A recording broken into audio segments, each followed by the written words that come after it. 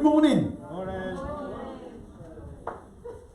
If I haven't said it to you already, Merry Christmas. We're not too late. We might have already had Christmas Day. But you know what? Merry Christmas. That's still that time of year.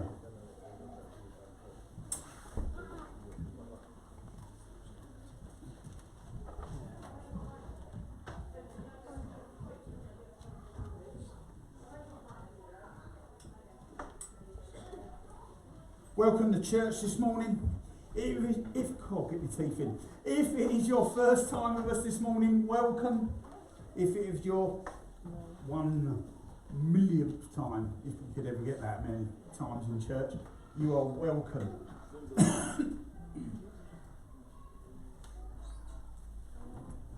This morning, we have the youth in with us, which is very nice to see.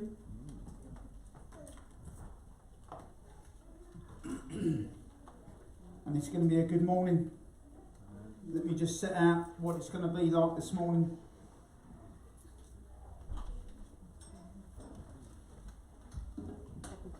If my tablet behaves, oh it does. That's good. Okay, so I'm going to speak. I'm going to talk about this year. I'm going to talk about 2020 next year, which starts next week. We've got some prayer points. We're going to pray in thankfulness over this year, how this year has gone, and we're going to pray into next year. And then we're going to have worship, and then tea or coffee. There might even be some mince pies left over still, because I did buy 260 of them. I bought a few, but there we go. So okay, so that's how the morning's going to go, and we're going to worship together, and we're going to have a great morning, and it's going to be a fantastic time of prayer and worship. So it's going to be absolutely awesome. So 2019,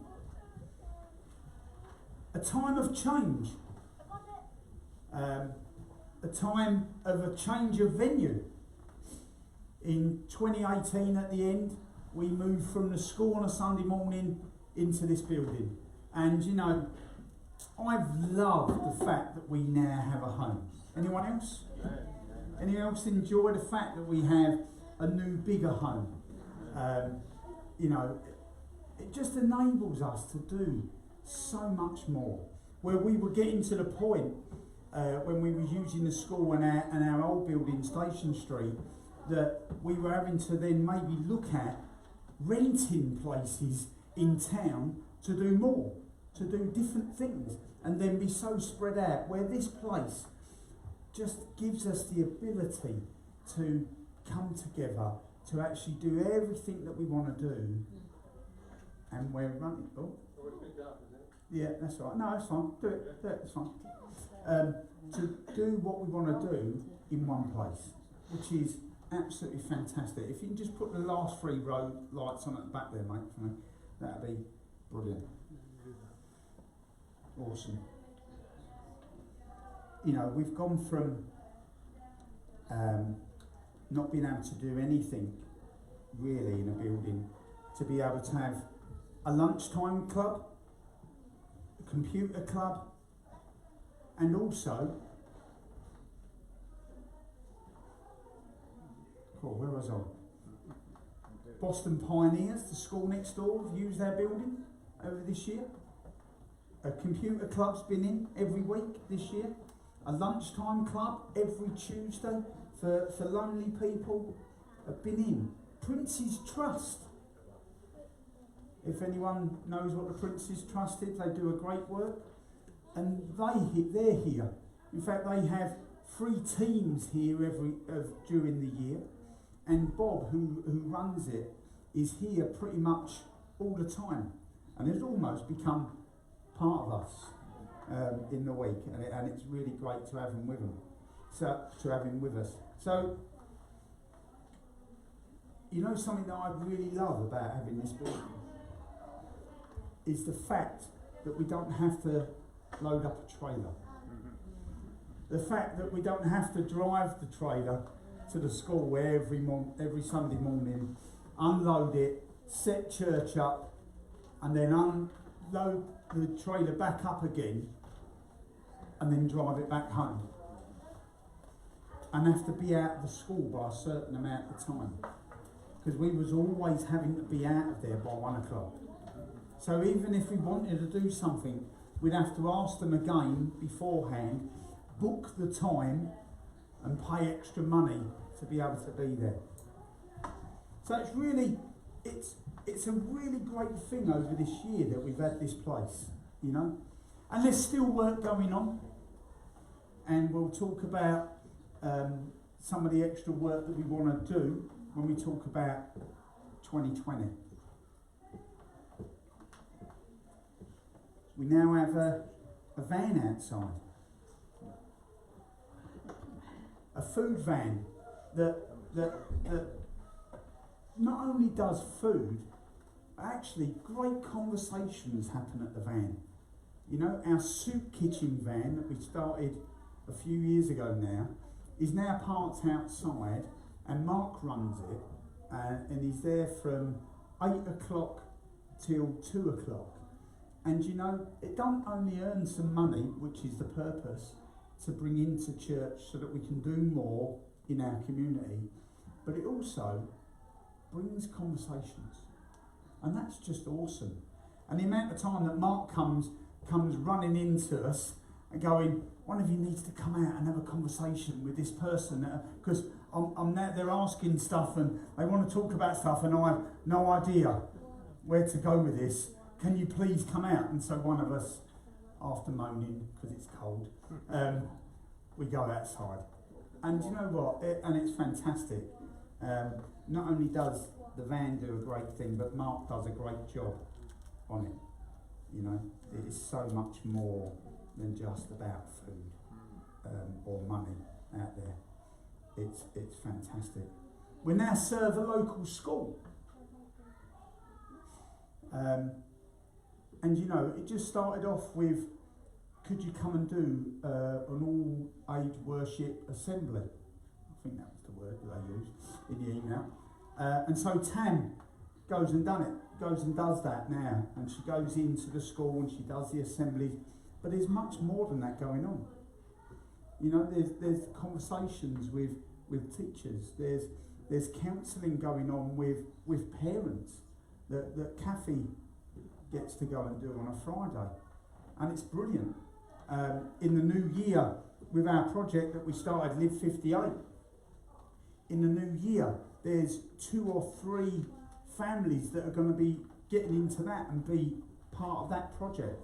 So that'd be good, where the church gets to, what's the word, not counsel?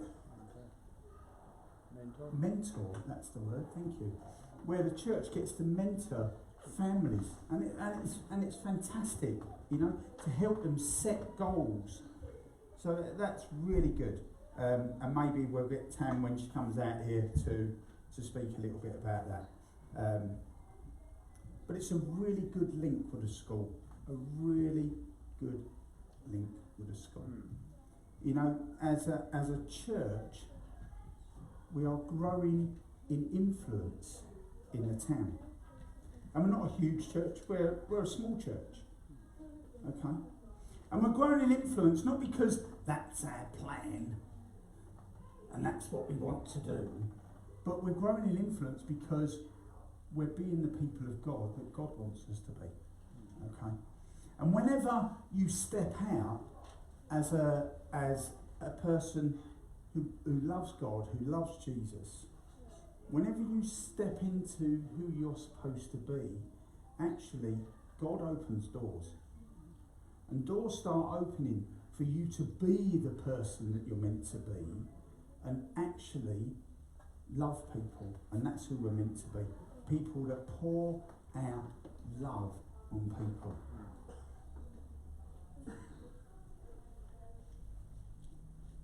Can someone just go and grab Tammy for me out of the kids' church for me for a minute? Someone could just replace her for a minute.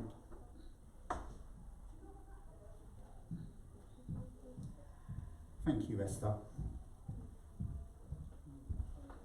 Because I do want Tammy to come and speak about some of the stuff that goes on at the school. Thank you. Am I to come? Right? You are. Oh no! Now listen out for screaming because the children are on their own. No, it's cool. Esther's gone. Brilliant. So Tammy's in the school. We've done some things where we've just turned up. I'll let you say all I that. was going to say, did you bring me up to talk about it? Yeah, no, it's cool. Okay. That's cool. So I just want to share with you a little bit, I guess, sorry, I've been distracted with the children, about what's been going on in school. We've been having amazing favour with school. They literally just turned, we had an email, have you done this yeah, already? I probably said the wrong thing. So out of the blue, I got an email saying, would you like to take part in our collective worship, which is their assembly where you are able to talk about God, and it's really nice. Now, in my history in working in schools doing assemblies for church has usually included, especially when we were in London, you could go into a Church of England school and you can go in and they want you to do a Bible story, but you're not allowed to mention God or Jesus, and you can't tell them the kind of the good news. You have to just keep it as some kind of well-being message. And so I wasn't sure how these guys were, and from the moment I met the head teacher, we just clicked straight away. And there's such an amazing openness in this school that we have complete free reign. So it started off, I do assemblies there. I've done ridiculous assemblies, and it's got to the point where they introduced me of going, it's not any Thursday, children, it's a Tammy Thursday, get ready. And I have kids going, is she going to throw stuff at us again? I've been able to do, they're so amazing because they do let me do anything. Now they have a very strict time policy, which we should have here, you got that as well, where you're meant to start by 5 to 9 and it has to finish at 10 past 9, and that includes them singing. So I tend to finish my introduction at about 9:15, and then the story runs through to about 9:45. And I'm the only person in that place who's allowed to just run over, and they all expect it and change their lessons accordingly. But I have, it's just the assemblies alone are an amazing experience. I had the caretaker dressed as the angel the other day. I have handfuls of glitter when we were talking about them being the light and creation, and we got to the stars, and I'm like, and he made the stars.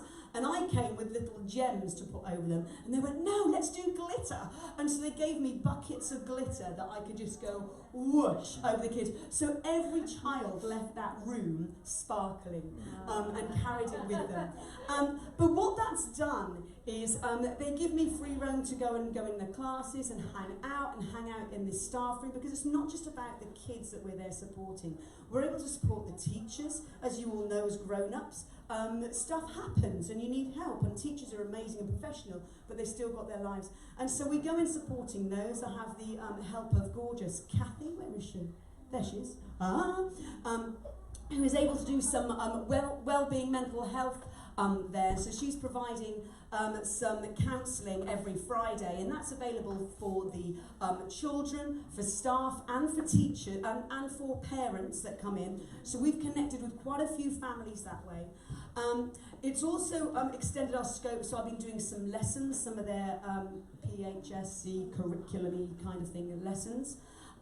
It's also opened up, one of the greatest ones, because you don't want to push yourself on too much.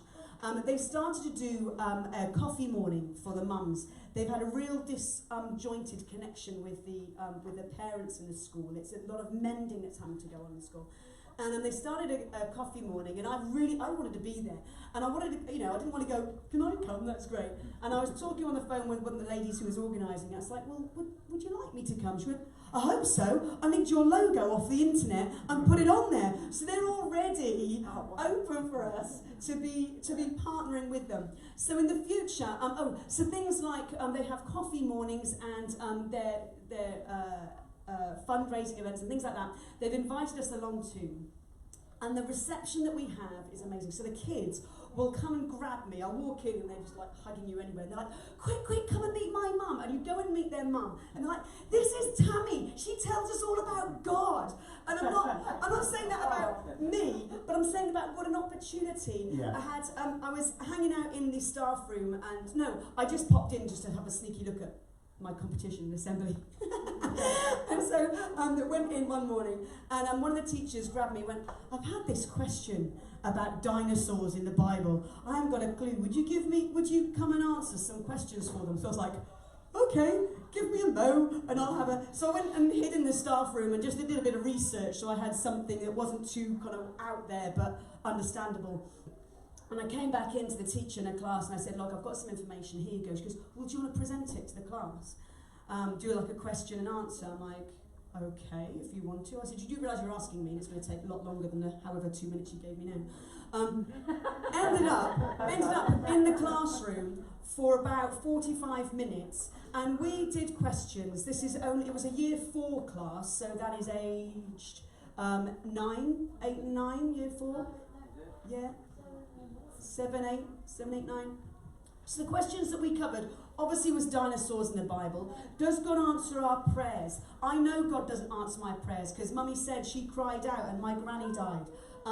We had what gender is God? We had how do I know he's there? We had if I get a career and I don't get the job I want, is that God guiding me? And I was able to stand there and talk completely openly and honestly about my faith and say, this is what I believe. Oh, we did the whole creation, big bang, shebang stuff as well. It was a lot in 45 minutes. But I was able to stand there and be able to talk to them very clearly about a living, breathing relationship with God. And I say from my opinion and my experience, but they're so open and being able for me to be honest with them and go, well, this is what I believe. And it's just been an amazing opportunity. So much is planned with our relationship with this school.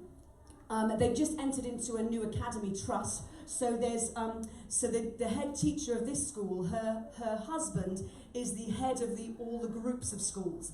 And so we're open there potentially to do perhaps some assemblies in the other schools, but mainly just really loving on this school. We are able to go in, we get donated flowers often from Aldi, and sometimes we can get over 20 bunches. And so sometimes I just go down there and bless them. They know that's come from Aldi, but it's just the idea of walking in. One day I went in and I had just a bunch of flowers and I was able to just invade every classroom and give every teacher and every teaching assistant and every member of staff flowers. It's just blessing them and loving them and showing them their worth. So we're open to give them lots of time, do perhaps a big summer fun day, which we'll be calling on you guys to come and help out, and just love that community. Because I tell you what, you step foot in that place and you just fall in love with the kids and the teachers and the whole place. If you want any spare time to do some reading or anything else with the children, come and see me and I'll hook you up. But that's basically a smidgen of what's going on. Sorry. Awesome. No, that's fine. That's good. You know, I don't want this morning, it's not about look at us, look what we're doing. Okay? I want it to be about celebrating what God is doing. Okay? Celebrating what God has done this year. Okay? In 2019. Okay? Our house, we're full, which is great. Our house that we have for homeless men, which is brilliant. Okay? It's absolutely brilliant. Adrian does a fantastic job in leading that. And we'll get a little bit more into that. But we are full, which is good. For quite a while, we were down to 3.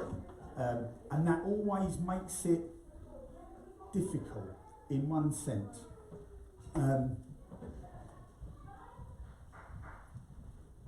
Marks and Spencers, okay? Who remembers their adverts when it would be like, this is a box of chocolates, and then someone would say, but this is like a Marks and Spencer's box of chocolates. So you always expected it to be more. You always expected the taste to be more, to it be richer, to everything that if Marks and Spencer's put their name to it, that it would be more, and there'd be more expected from it. Well, you know what? That's having a life with thrills on, okay?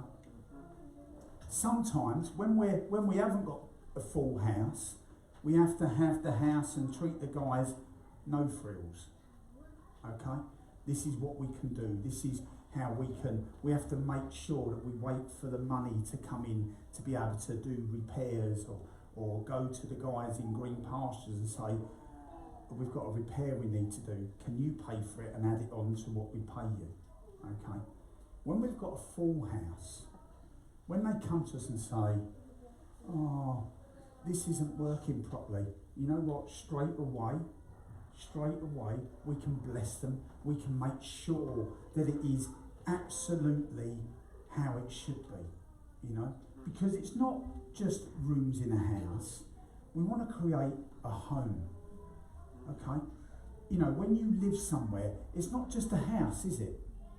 What are you trying to do? You're trying to create a home, okay? And it's the same for the house that we have for the guys. It's the same for the church. We want to create a home, okay? We want to create in ourselves, I've talked about it before, that we are home, that we are a sanctuary, okay, for anybody to come and feel welcomed and feel part of this place, part of Restored Church, you know. We want to be a place where someone gives you their heart and you take care of it. That actually they know that they can put their heart in your hand. That means open themselves up to you, actually open themselves up in such a way that they bare their soul, and actually they know that they can trust. They know that you will hold it carefully and lovingly. Sometimes you might have to say, that ain't good, but that they know that you have their best interest at heart. And that's how we need to be as Christians, as the church, okay? And we'll come on to that a little bit later as well, okay? So, this year as well, we also did mission outside the UK, okay? We planted a church in Kisumu in Kenya, and that's pastored by John and Margaret Ogo. You know, that was such a privilege and honour to go there in June and start the church. Such a privilege and an honour. I've never been to anywhere in Africa before in my life. And the contact that me and John built up over the last 5 years, just talking with each other, and then him asking us to come and visit the orphanage at first. It was just come and speak to the kids, and he'd send me videos of the kids singing to me. Oh, that just breaks your heart, you know. Just amazing, and just hearing them sing and just say stuff to you, and it's been fantastic. And just to actually go and get the church up and running with John and Margaret was a privilege for me and Adrian as we went out, and we spent 7 days, which really isn't long enough to do a mission trip, okay? It really isn't. And the church is growing. They've now got, they've now rented a bit of land, and they've built a structure on where church is now on a Sunday, and it's growing. And church is growing. They send videos to me, and I should have brought it up and put it up there for this morning actually. But church is growing there, you know, and they are doing a fantastic, amazing job. And we'll get on to what we want to do this year, next year in a moment. We also went out to Romania, and Christian will tell me I'm going to say this wrong. Stina de Mureș, right, is the name of the village that we went to. and John and Julia are doing a fantastic job out there. In fact, a couple of weeks after we came back, John was made the official pastor, where his dad has been the pastor, and John has now taken it over. But he's the man who carries the vision out there. He really is. You know, he's built the building with his hands, right? He's laid the floors. He's put the kitchen in. He's put the plumbing in. He's building the people, you know. And so a few weeks after we came back, he became the official pastor. And it's not a restored church, but the link we have with them in heart is really strong. And we want to send teams there, okay? We want to send teams there. Don't go out there now, this time of year, because it can be -21. As he sent me pictures a few weeks ago of going, winter is here. And I was like, ooh, happy. We're a little bit warmer. But you know what? Let me encourage you to get involved. Okay? These guys have a great heart to bless people as well. Okay? In Kasumu, not only is there a church, there's an orphanage, and they run a school. Okay? Get involved. Okay? And I'll do some plans about what next year's going to bring in a minute. And in Romania, in Stena de Mureș, there is in their centre that they've built on the next floor above the church. There are rooms, and when I video called the kids, I might have said this before. When I video called the kids from my bedroom, they were like, "Dad, I thought you said you were staying at the church." This is the church. They thought it was a hotel room. That's the level of what this guy has done. I mean, it's amazing, and the team around him. But they want to build another floor on top, so that when we have teams going out, you stay at the church. And then in the floor in between, what will be is it's for women who are coming out of prison and stuff like that, so that they can help them. They'll come and live with them for a year, and they'll get them working on the land that the church owns, where the church sits, get them on farming, doing produce, just teaching them about life and reintegrating them back into a society. So that both places are doing incredible work, and you know, it is a privilege and honour to go to both places and see what they're doing. Let me just encourage you to maybe give some time and come out with us. So,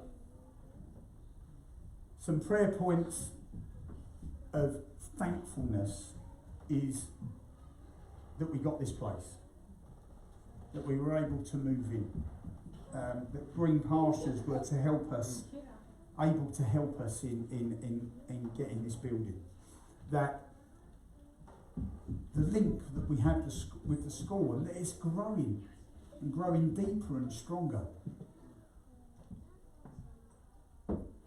For Kasumu, for the church there, for Restore Church Kasumu, for the church Stena de Mureș, in Stena de Mureș.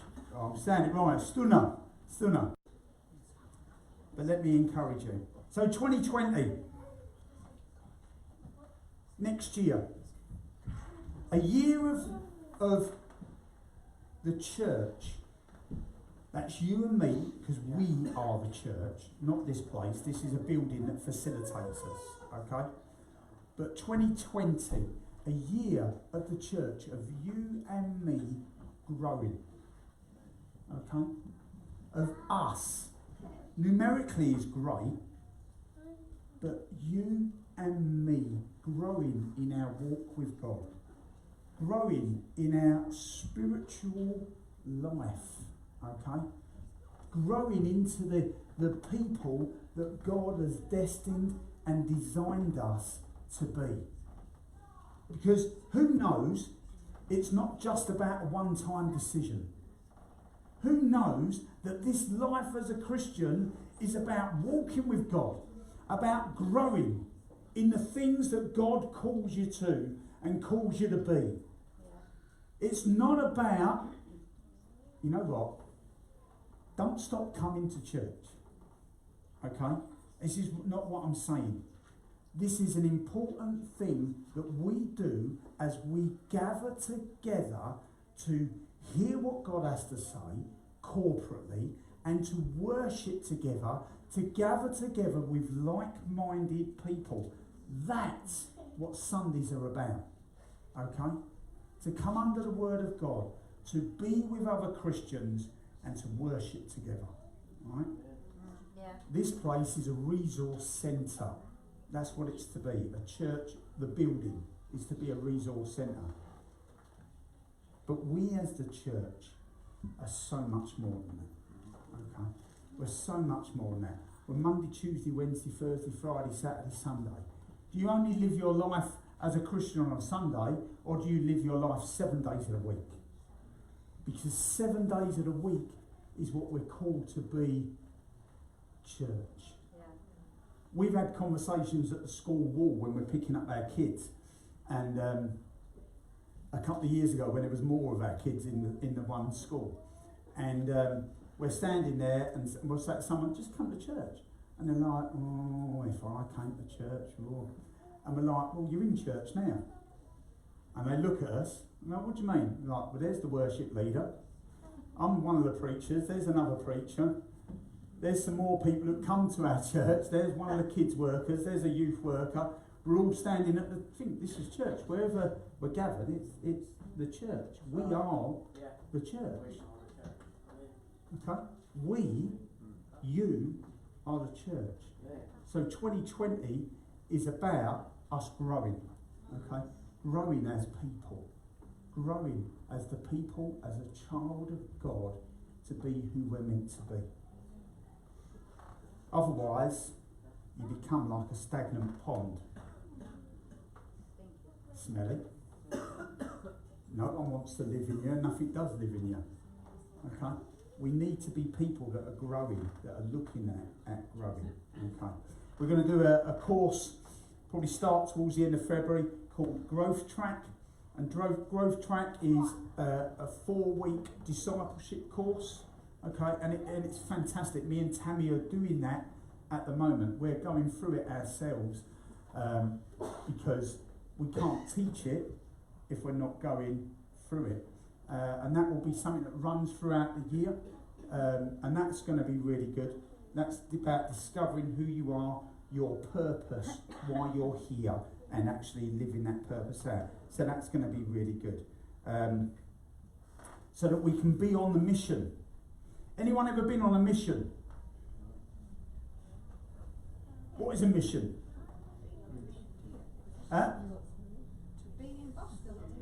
Being in Boston on a mission, yeah. You're on a mission. Are you living your life as a mission? Not too many yeses. So God has given us a place, a home where we can be resourced and go out. Okay? Mission isn't about coming to prayer meetings, going to Bible studies and sitting in the church. Okay? Mission is further than these 4 walls. It's further than the building. Mission is being out there. Mission is living your life as you're meant to live it. Okay? Don't do church things at church times on church days. Be the church every day of the week, 24 hours a day, 52 weeks a year, all your life. That's what the mission is. So church is not a building. It is a group of people who are serving side by side in the army of God. If we think about it like an army, we serve side by side. The Spartans, okay, who were a great fighting nation. So I've just thought of a film. In the film 300, the way they fought is you always looked after the person to your side. Okay, you always had the person on your side in your mind. Okay, so everyone always looked after each other. As an army, and the army of God, we should always be looking after each other. Be watching out for each other. Okay? So, what we need to understand is sometimes we get wounded. Sometimes we see another get wounded. The battle can be heavy at times. Okay? The potential for hurt can be great. But the potential for hurt can be great when we take offence. Okay? And the reason why we take offence, and the word has just gone out of my head, right?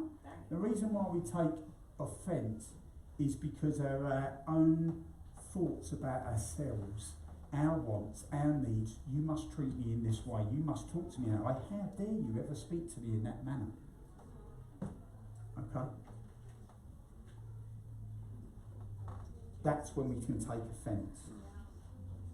Actually, when we need to understand is people are also going through things. It isn't just us. Okay? Other people are going through things. It isn't always about you.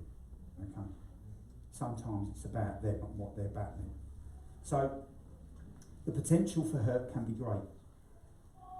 But what sort of soldier are you? Huh? What cost are you willing to pay?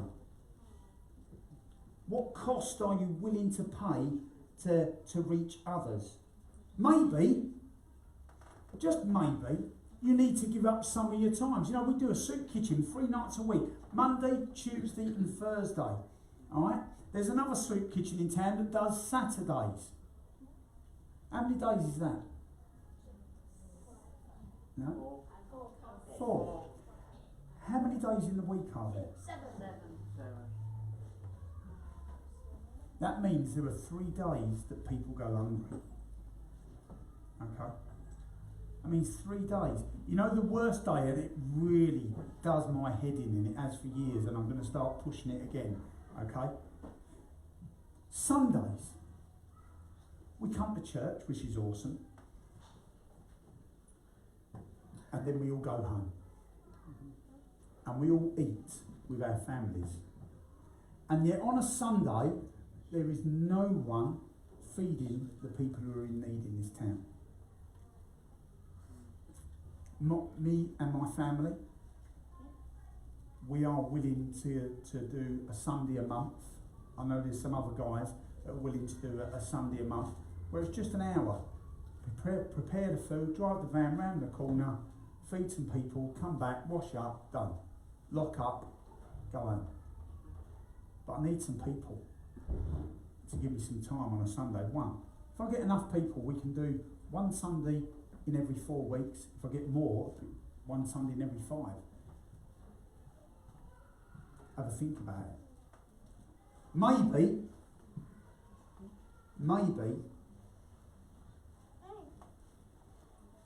you could give some time to Adrian.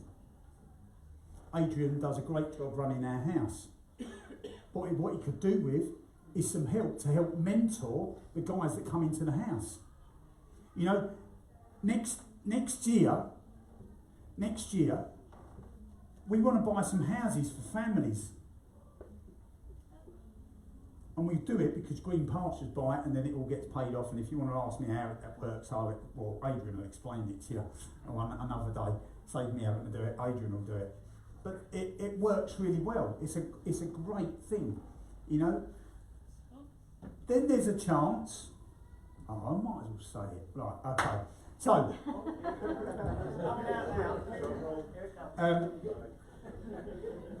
not this Monday, the Monday before, we went and looked at a building, 13,500 square foot. This building is just under 4,000 square foot. It's not to be as a church, right? This will be church. This will be where we will have church. This is where the offices will be and stuff like that. It's where we will do Sundays. But this other building, we'll have a restaurant in, or a cafe, because that earns money, okay? Because you know what? The things that we want to do, the vision and the mission, at times cost money, okay? And I'm aware sometimes that, yes, you know what? We have to give. We should at least tithe, which is 10%. Jesus talked about generosity, and so that makes the tithe the floor, not the ceiling. So actually, Jesus talks about generosity, so that means 10% is the least we should give. Everything above is what Jesus talks about in the New Testament. And if we're followers of Jesus, that's where we should be aiming for. Okay. So, where was I? Ah, yes. So, a cafe which will bring money in to help pay for the building, right? This is a £600,000 building, right? Figures scare me. It's fine, right? So, upstairs in this building will be 12, maybe 14 bed sets that we can fit in that will actually help pay for the whole building, right? Because of the way it's done, right? Another entrance in to the building will take you into a place where there'll be workshops, right? So where people who are skilled in our community can come, start workshop up to share their skills with people who need to learn new skills, okay? Maybe with the doctors we have in the house, we can have some like little advice for people. We'll square it with the surgeries. I'm sure they'll be fine. We'll talk. All right. So then, on top of that, out the back, we want to put a community supermarket so that we bring dignity to people. You know, sometimes you're in need, and what you're given is what you get, and you should be thankful for what you're given. Well, actually, why? Why can't we give them a card or a voucher as they come in and say, okay, there's a family of 4 or 5, that voucher's worth 80, 90 quid or whatever it's worth, and actually you can go in the supermarket and there's some clothes in there if you want to buy it, but you can choose. And you can choose the food that your family like. Why should beggars not be choosers? Why should beggars not be choosers? Why should the poor not be able to choose what they want? Why should they be forced to buy the cheap food that is not healthy? Why? It's not right. It's not right. I don't think it's right. No. So that would be part of it. Okay? This is about bringing dignity to people. Okay?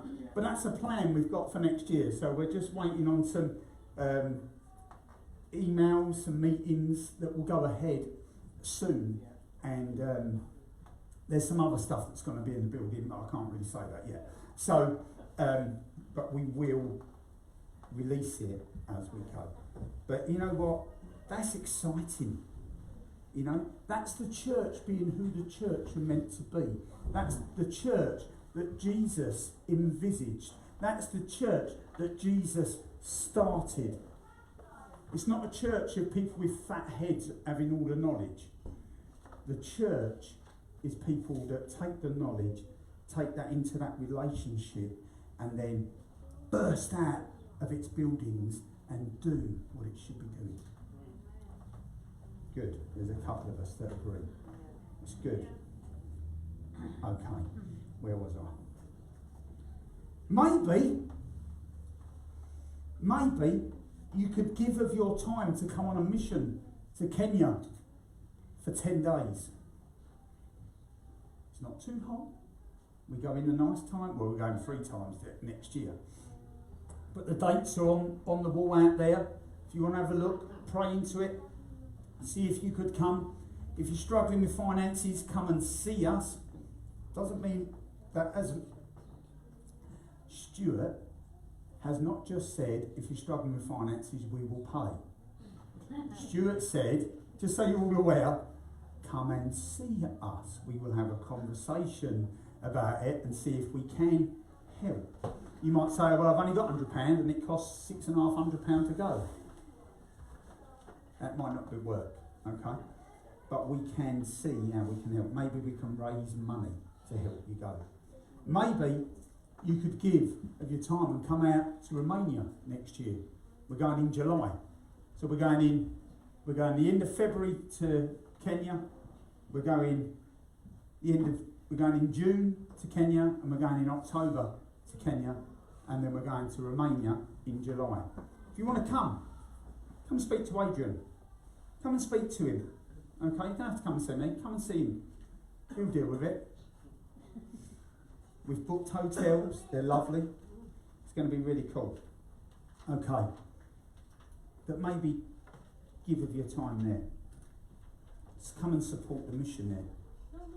Listen, it's not about a jolly up. It's not about a holiday. It's about going there and working. Okay? When we go to Kisumu, right, we go on the streets where we go and speak with the kids and play. That ain't work. Going to play with the kids in the school and the orphanage. They are so lovely. Adrian couldn't get them off him when we went out in June. They wouldn't leave him alone. It was all over him. It was fantastic, you know, absolutely fantastic. It's just amazing. This year in Kisumu, next year in Kisumu, we're hoping. Don't get frightened by money. Okay, it's one thing I'm learning. Don't be frightened by money, because if God is in it, God will provide a way.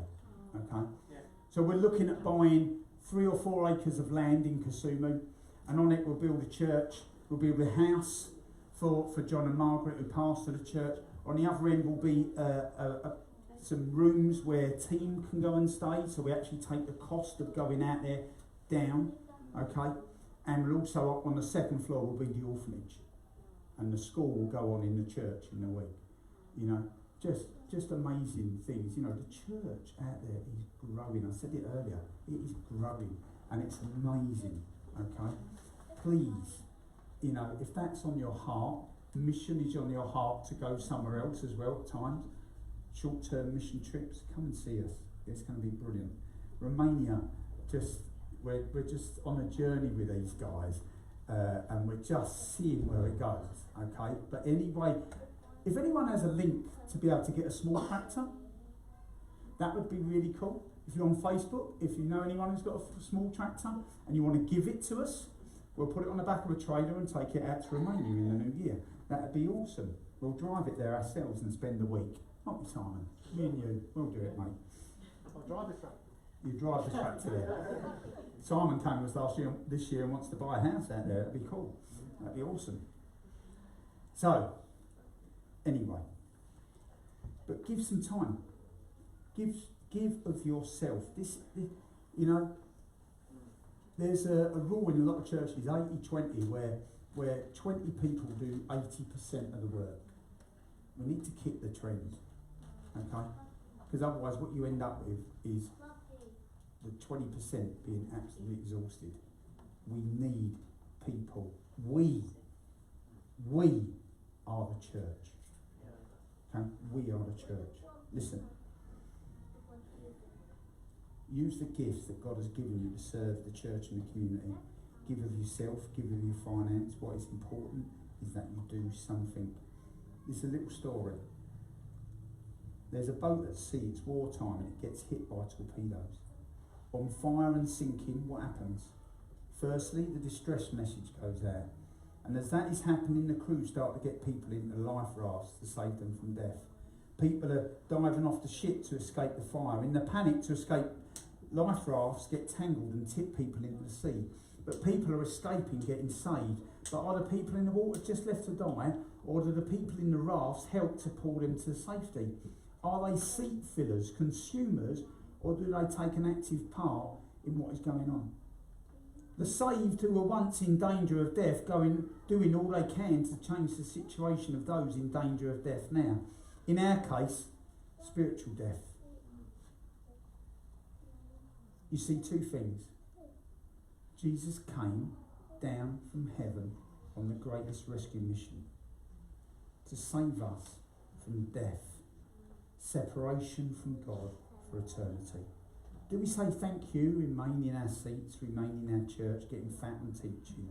Or do we join him on the rescue mission and do something about it? But what is mission? The confession of faith should start us off on the road to mission. When you baptise, the person baptising you says, on your confession of faith, to God the Father, God the Son, and God the Holy Spirit. What does that mean? It means now go and do something. Go. James says, and I'm going to read this from the Message, because I love the words of how they put it in the Message, and it says this. It's from verse 14 to 26, and it says, Dear friends, do you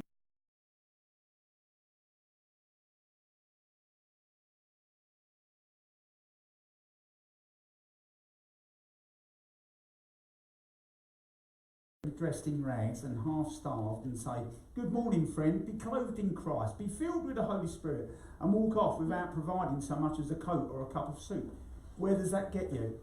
Isn't it obvious that God talk without God acts is outrageous nonsense?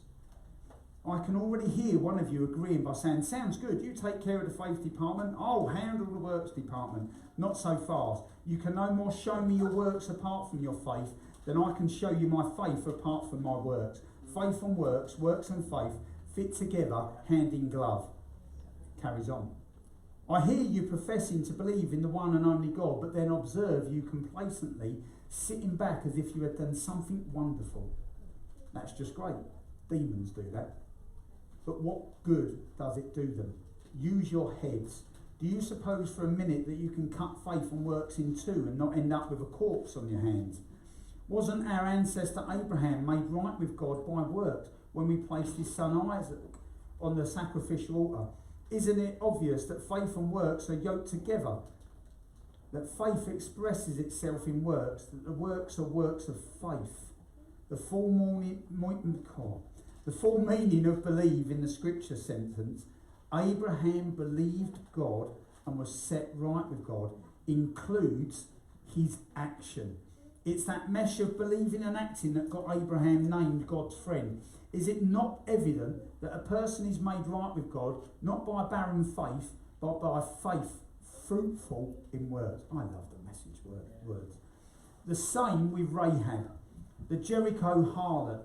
Wasn't her action in hiding God's spies and helping them escape, that seamless unity of believing and doing, what counted with God? It wasn't what she said, it was what she did that counted with God. The very moment you separate body and spirit, you end up with a corpse. Separate faith and works, and you get the same thing, a corpse. Over the centuries, mission has been understood in a variety of ways. I said this quite a few years ago. Individual, saving people from eternal damnation. Cultural, making other people like us. And ecclesiastical, bringing people into the church. However, more recently, there has been an awareness in God's mission, often called by the Latin translation of this, Missio Dei. This is a Latin Christian theological term that can be translated as the sending of God. Mission is understood as being derived from the very nature of God. God's on a mission to get us off our backsides, doing something to get more people. He's not happy that it's just the churches or the buildings with Christ followers in just going to heaven. He wants everyone. He's greedy like that, God. He wants everyone. Even the person that when they walk past you upsets you because of the way they look at you. Even the person that you feel persecutes you because you're a Christian. God wants them too. That none should perish. Okay? Mission is understood as being derived from the very nature of God. The missionary initiative comes from God alone. But is mission God's job or ours? If we see mission as an attribute of God's character rather than an activity of the church, it changes our view of the church. Maybe God has put something on your heart to do. And come talk to me. Come talk to Tam. Come talk to one of the elders. Let's see if we can get you started. Let's see if we can help you plan it, help you make it sustainable, because we don't want to be one-hit wonders. We're going to do this. Oh, 2 weeks later we've run out of steam and we don't do it anymore.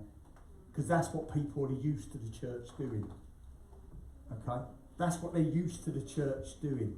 Saying, we're going to do this. Oh, it's got cold now, so we're not going to do it anymore. Oh, it's too hot. We can't do that. Oh, we've got too busy. We're going to stop that now because actually that's not made any difference on their behaviour.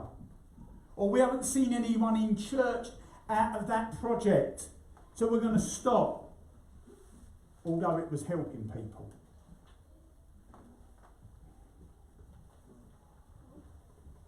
Maybe God has put something on your heart. Notice I said you. Okay? Notice I said you. And this is why. Don't come saying to me that I think church should do this.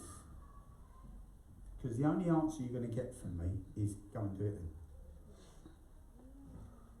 Because actually, there's sometimes I'm trying to get rid of some of the jobs I'm doing. Because I'm not able to do what I should be doing because of the stuff I am doing. And I want some of you, if you have a heart for it, to take some of the stuff on.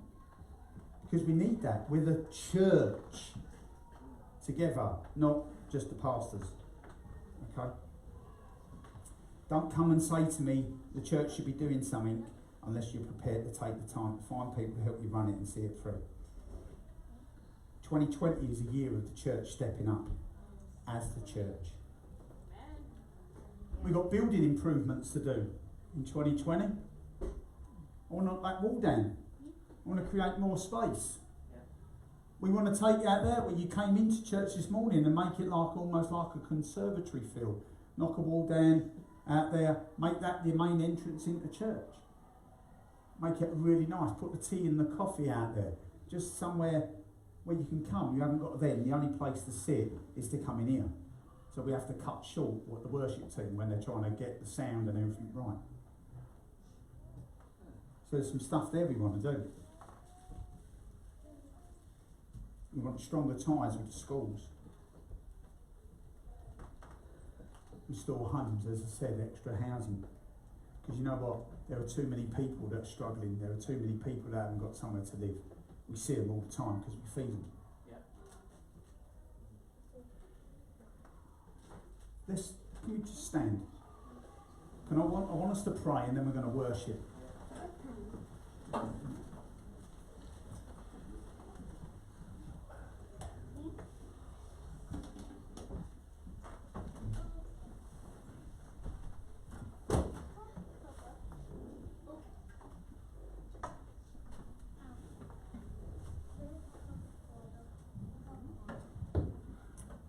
At one point,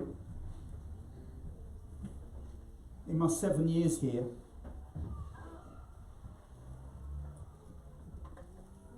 I would have asked if it's okay if what I've said this morning.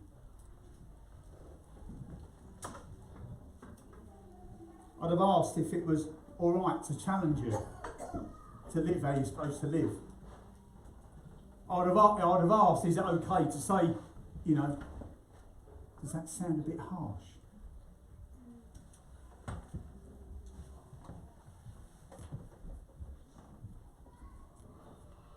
But I can't apologise for who I am.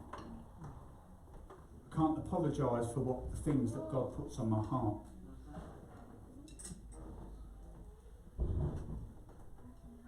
Because the church is here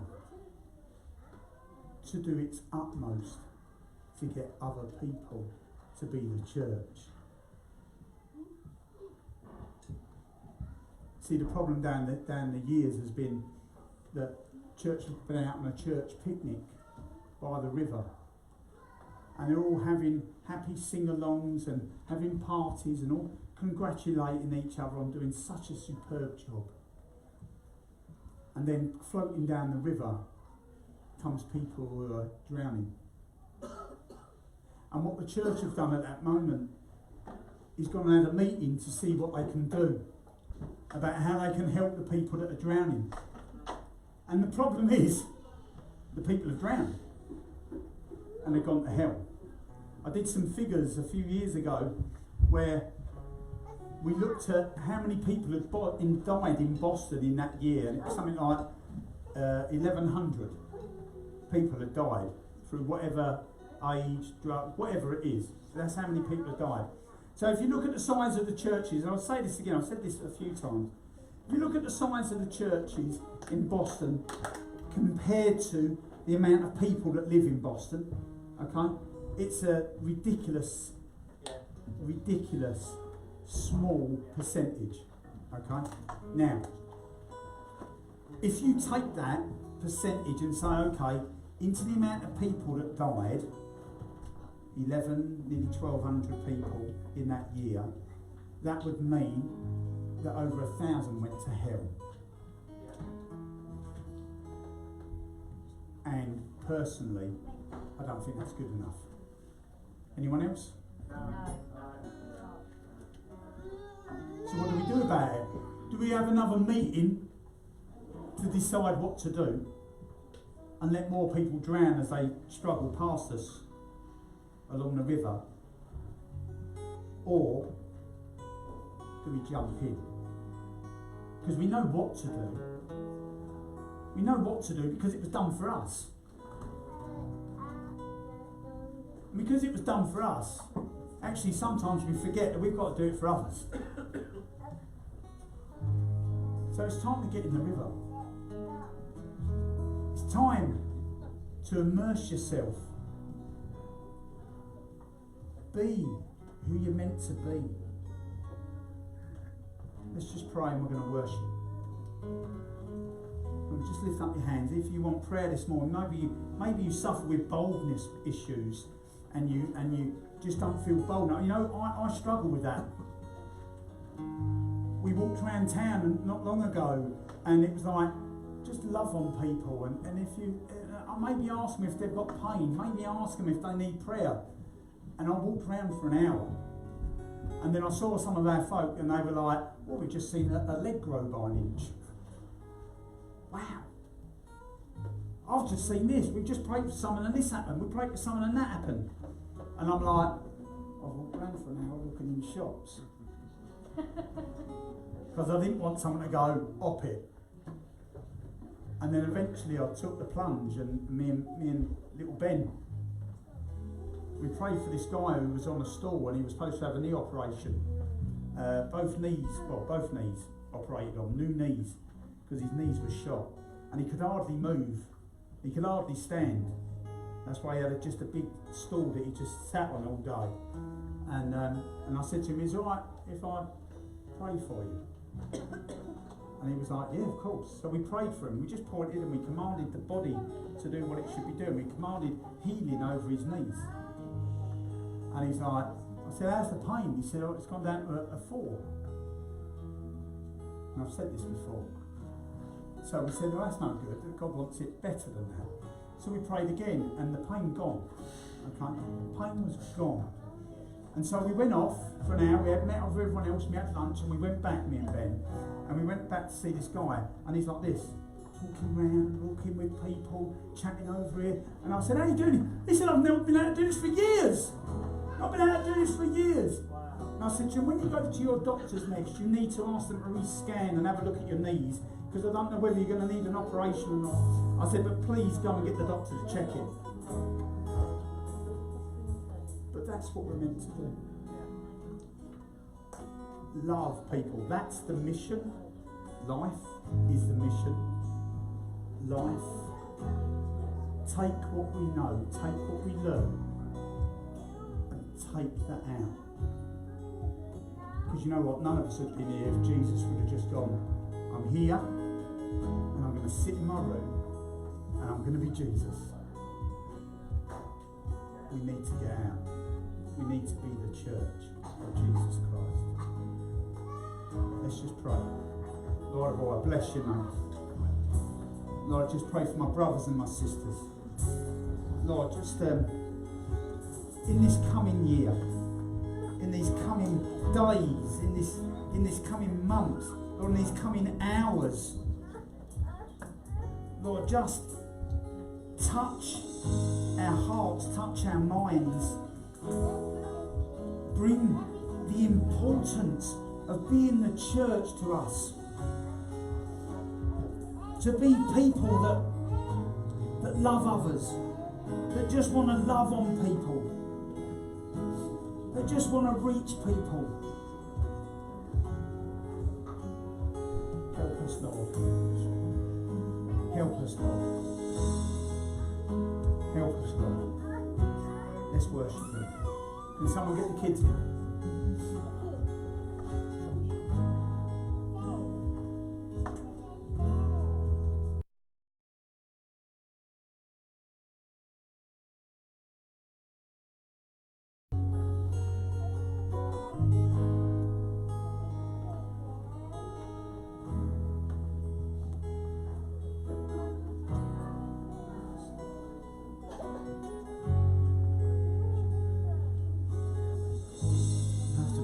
Jesus is here.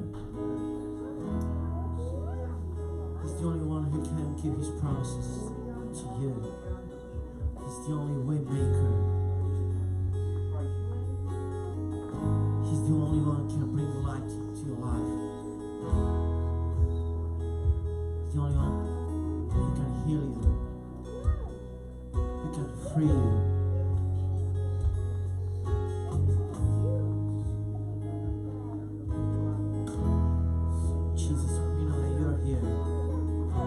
Your presence, we can feel it. Holy Spirit, you are welcome. Holy Spirit, come, take over. Take over everywhere we come to. We want to worship God. We want to worship Him. Praise your name.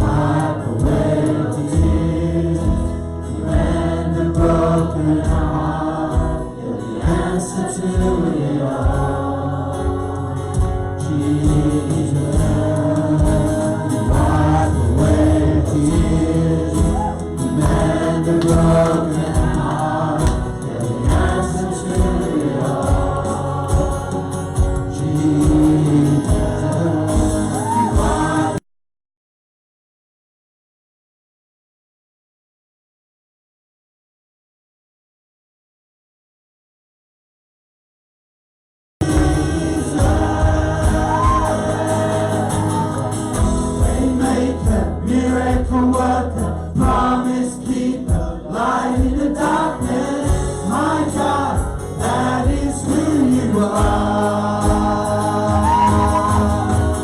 Waymaker.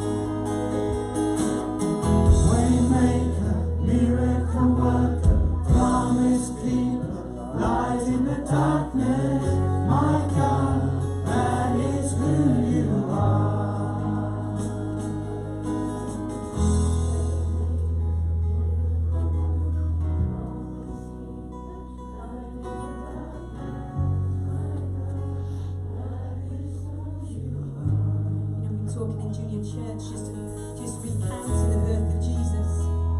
I've just been sharing with these kids that exactly what these words of this song say. He is the way maker. And when God, Almighty God, graced us with his presence to walk on earth with us, he came in the most mind-blowing way, because he didn't come in any way that you would expect the mighty, all-powerful King to come. He came as a servant in a dirty stable. The first people that were told about his birth were raggedy old shepherds on a hillside, not the kind of people that you would deem the most important to be told about the coming great King. And the thing that we thought of most with the kids together this morning was that, you know what? God doesn't do things the way that we expect. We come to the last Sunday of this year, and I don't know if this year has planned out when you sat in January and went, this is my year, or this is how it's going to be. Maybe it did. Maybe all those things you had planned to happen happened. Maybe it was completely different. Maybe what you had planned didn't work out. Maybe this year has been filled with different trials you never expected. But let me tell you this. Just like in his mind-blowing birth to walk this earth, he is the way maker. And his way is perfect. And he is faithful. And he has brought you to this point right now. So whatever you're facing, whatever you go into the next year with, he is the way maker. He is the light in your darkness. He is able to wipe away all your tears. He is able to banish all your fears. He is the promise keeper. He is the light in your darkness. So as we sing Waymaker, he is making the way for us in this new year, and he will continue to be faithful in every day that you spend. Light in the darkness, my God, that is who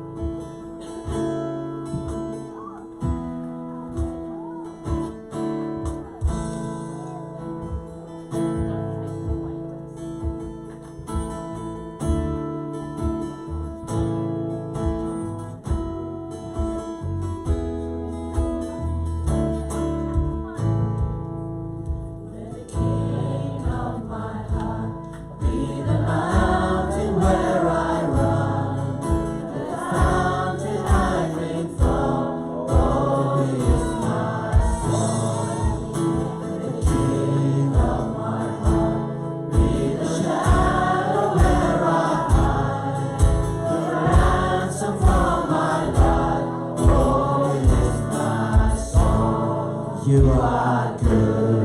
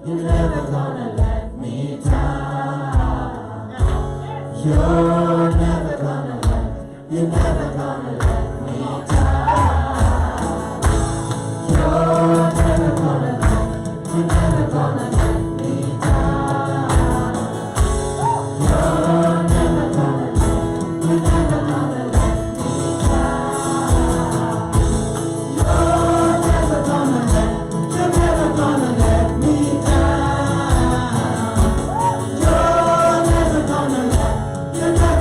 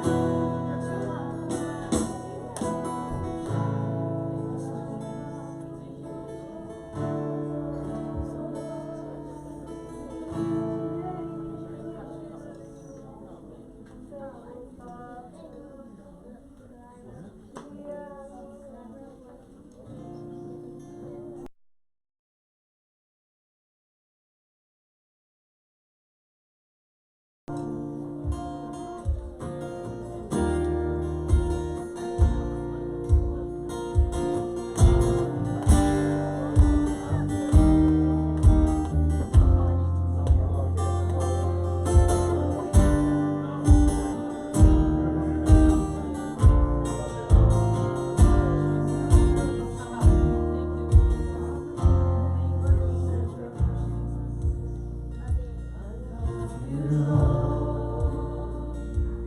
For your mercy never fails me. All my days I've been held in your hand. From the moment that I wake up till I lay my head, I will sing of the goodness